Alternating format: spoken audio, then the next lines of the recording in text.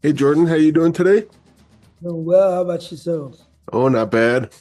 I'm here with Jordan Cooper, star of Uppercut. I guess we'll start off with what got you involved in this movie.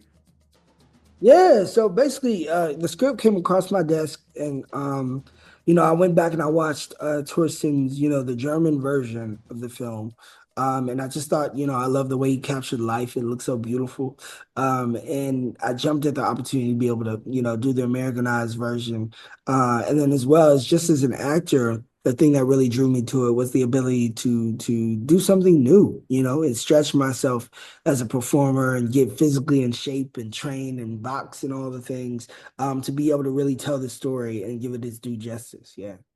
What are some things that kind of stretches you as an actor?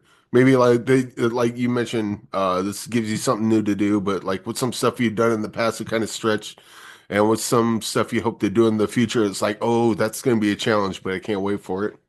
Yeah, so many things. I played so many different kind of roles. Literally when I had started training for this, I had just got off of Broadway, where I was doing a role where I played a drag queen. You know what I mean? And it's like then I to go from doing that to just, being a boxer, which is like two different things, like night and day. Which as an actor, that's what you want. You want to be able to be a chameleon and be able to jump in and out of anything, whatever the role calls for.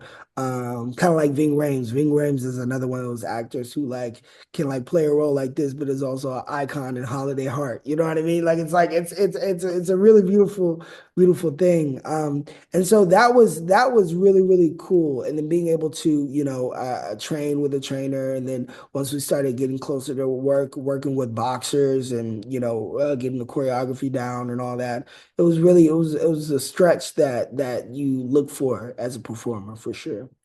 What was it with not, well, I guess not just with this one, but when you get scripts in front of you, what's the secret sauce that makes Jordan look at it and go, yeah, I want to do this versus maybe the next one? Yeah, I think it's usually very much the idea of like, how does this move me? How does this stretch me? How does this like what is it that's gonna make me wake up and be like, oh, I can't wait to do that today, right? And in this case, it was really the idea of being able to like jump into the mindset of this boxer who is an underdog, who everybody's kind of thrown away, and he really only finds value in himself through the sport, right? So he's determined, he has something to prove, right? And to be able to use that and morph it and figure out how to change myself physically, and how to be able to really commit to that, even through a workout process, which was cool. Did you have any unforeseen challenges in this? Like, obviously you gotta, you're playing a boxer, so you gotta work out and all that, but like once you got on set, is there anything that popped up? It's like, I was not prepared for that, but here we are. We're gonna get through this. No, I think I was prepared for everything. The only thing that was interesting was you know, when you do action films, it's like everything is choreographed. Like you're like, all right, then I'm gonna hit you here, then we're gonna uppercut, then we're gonna, you duck and all this stuff. And you go through it, very, very tediously. And then once the director, Torsten in this case, yells action, then it's boom, boom, boom, pow, pow, pow. You know what I mean? And if you forget to duck when you were supposed to duck, you gonna get hit. you know.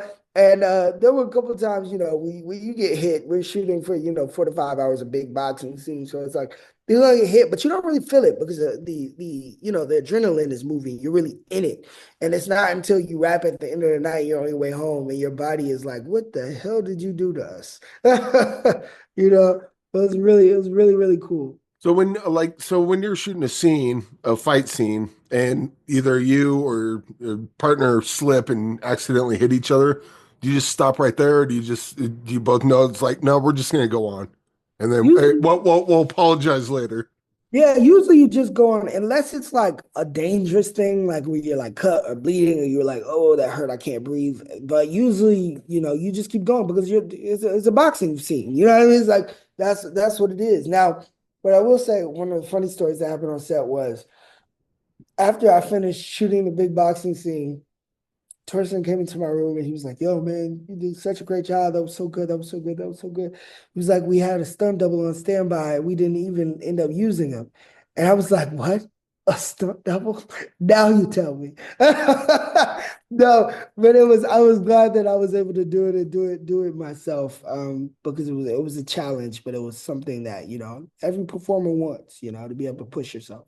Meanwhile, your stunt double's all mad. Man, George not let me do my job. Right.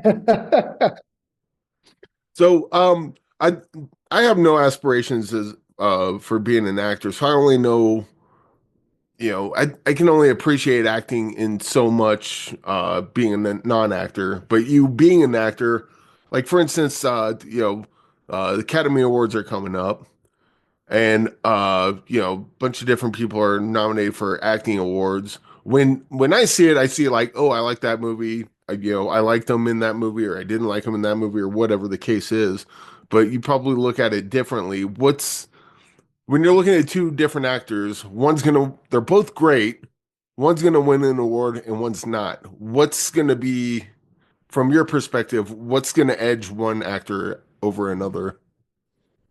Oh, that's a great question. Sometimes it depends, right? Because sometimes it's versatility in performance. Sometimes it's like what happens in that film and how far that actor had to go compared to another actor. And sometimes it's literally just like politics. Sometimes when people vote, sometimes when people vote, it's like, okay, who do I know? Who have I seen? Who's in the press? Who's doing the most marketing? You know what I mean? Sometimes it ends up being stuff like that. But the goal or the hope is that, everybody's really watching the work and watching the film and being like, okay, I love that choice. I love this choice. I didn't like that choice. So sometimes it's never about the actual worth of the performance because the fact that they've got there is the reward. The fact that they got there and they're even being considered is the reward. And sometimes it's like, okay, but what did the voters see? And who do they know? Who's the familiar, it's always a special determination. Yeah, I guess it would probably be easier to kind of also parse that out. Like you mentioned, you worked on stage because on stage you don't get a second take. You don't have an editor kind of putting your best takes together. It's just like whatever you're doing on stage, that's it. Exactly, exactly. Yeah, which I love because it's like, you have to tell the truth in that moment. There is no faking it, there's no going back, there's no rewind. Um, and this is probably the uppercut is probably one of the most that I've been pushed as a performance besides being on Broadway, you know what I mean, which is 8 shows a week. And it's like you're constantly pushing your body through it. But being able to do uppercut was another one of those moments where it was like, oh, I'm really pushing my body. And I think Broadway low-key prepared me to do this film. Well, Uppercut will be in theaters, on demand, and digital February 28th. Hopefully, everyone gets to go see it. And I guess I'll just leave you with this. Just get a movie recommendation from you. Like a movie that you really like, that you're like, this one's really good, and no one ever talks about it. Or this movie just, everyone knows Godfather 2 is good, but what's the little movie that you really like that no one ever talks about? It's one that I really enjoy, and it's like what's crazy is it's a romantic comedy, and in my opinion, it's one of the best romantic comedies because it doesn't feel like a romantic comedy. But it's called I Like It Like That, and it's a movie from the '90s. It went to Cannes, it was like big, but it didn't it wasn't like the big commercial success that I think it should have been. Because when I go back and I watch that movie, I'm like, this is like a really good movie. It feels like like in the lane of like the Spike Lee era of films, you know what I mean? And it's really good, but nobody ever talks about it. But I love that film. I don't believe I've even heard of that one, so that's a great pick. And Yeah. Jordan, thanks for joining me today, and congratulations on the movie. And hope you guys have all the success. Thank you so much. Great to meet you, Eric.